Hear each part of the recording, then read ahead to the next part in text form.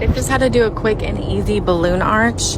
I start with blowing up 2 balloons at a time, and instead of tying each individual balloon, you just tie them together and then twist it around another set of 2 to make your clusters of 4. I like to do different size balloons. It gives the balloon arch variety. Then I get string. This is my preferred way to do it.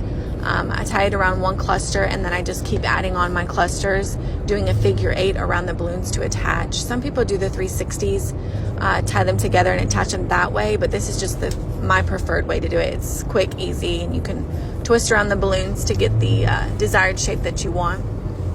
This is an example of the 360 that I'm doing to attach one of the small balloons. Same thing, you can twist it around till you get the positioning that you want. However, this is my preferred way to do it with glue dots. They come with all the balloon arches that you get.